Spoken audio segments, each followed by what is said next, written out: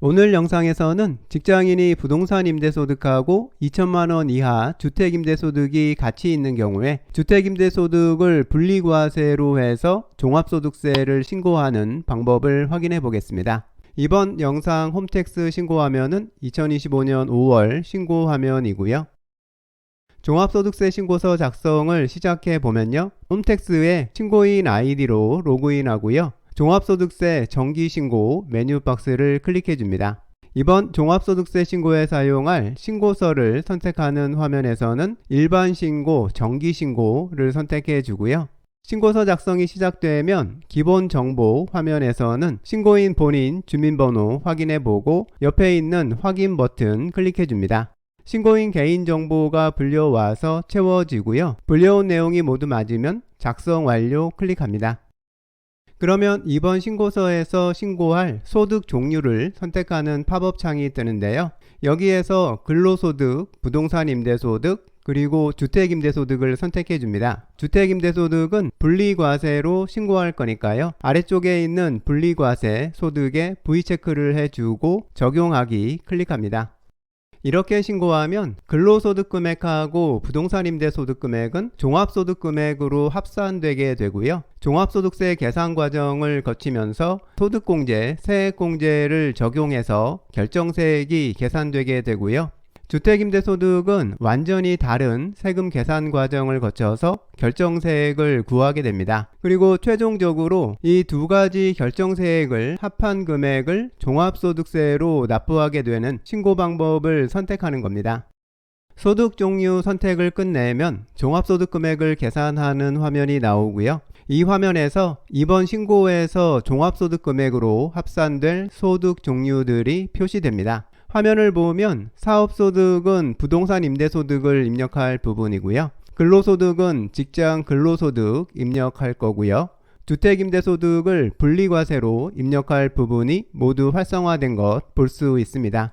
이 중에서 사업소득하고 근로소득은 합산해서 계산되고요. 분리과세는 별도로 세금이 계산되는 겁니다. 이제 하나씩 입력해 주면 되는데요. 우선 사업소득부터 입력해 보겠습니다.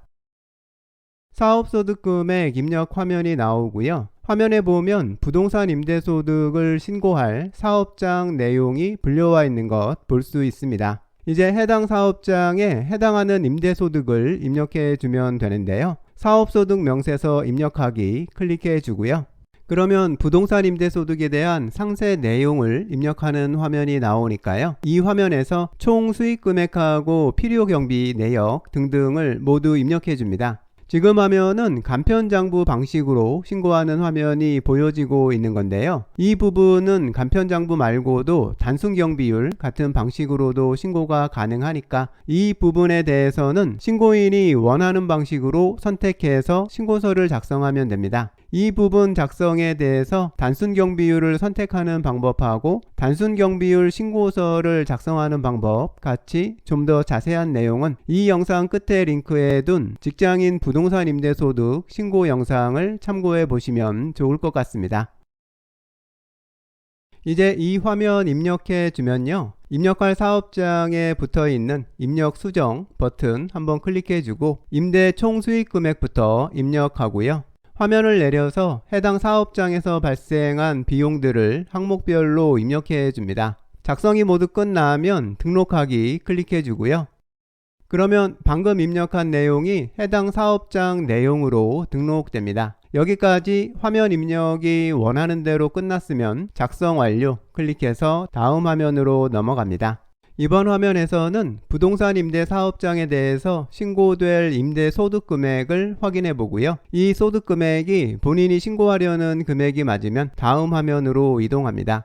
이제 부동산 임대소득에 대한 소득 금액이 최종 정리된 화면이 나오고요. 임대소득 금액 한 번 더 확인해 보고 맞으면 다음으로 넘어가는데요. 이 화면에서 잠깐 보면 주택임대소득 부분이 비어 있는데요. 이 부분은 주택임대소득을 종합과세 방식으로 신고할 경우에 이 부분에 주택임대소득이 등록되게 되는 겁니다. 이제 다음으로 넘어가면요, 부동산 임대사업장에 대해서 중간 예납 같은 거 했던 내용이 있는지 확인해 보고요. 다음으로 넘어가면 부동산 임대소득에 대한 소득금액 작성은 끝나게 됩니다. 부동산 임대소득 금액이 등록된 것 볼 수 있습니다. 이제 다음으로 근로소득을 입력해 보면요.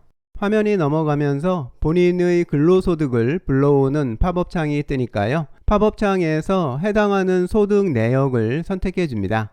방금 선택한 근로소득 내역이 입력 화면에 등록됐는데요. 이 내용이 신고하려는 내용이 맞으면 이번 화면 작성은 끝난 거니까요. 작성 완료를 클릭해 주면 근로소득 금액이 종합소득금액 계산 화면에 등록됩니다. 이제 이번 신고서에서 종합과세로 신고될 두 가지 소득의 소득금액 입력이 끝난 겁니다. 다음은 세 번째로 분리과세로 신고될 주택임대소득을 입력할 차례인데요.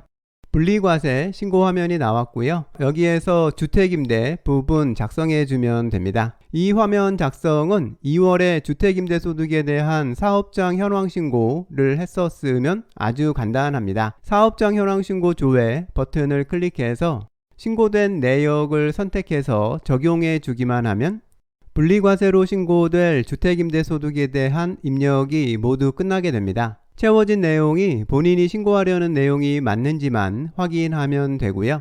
그런데 만일 사업장 현황 신고를 하지 않았으면 지금 이 부분은 본인이 직접 입력해 줘야 하는데요. 이 부분 작성에 대해서 좀 더 자세한 내용은 제 영상들 중에서 직장인 주택임대 분리과세 신고 영상 공유된 것 한번 참고해 보시면 좋을 것 같습니다. 여기서 한 가지 더 확인할 부분은 지금 화면 계산에서 공제금액이 적용되지 않은 이유는 이 신고인에게 주택임대소득을 뺀 다른 종합소득금액이 2천만 원이 넘게 있기 때문인 것 기억하시면 좋을 것 같습니다. 그리고 이 화면 사례에는 주택임대에서 발생한 소득 때문에 최종 납부할 세금이 늘어나게 되는 상황인 것 알 수 있고요. 지금 작성된 내용이 신고하려는 내용이 맞으면 작성 완료 클릭해서 다음으로 넘어가면요.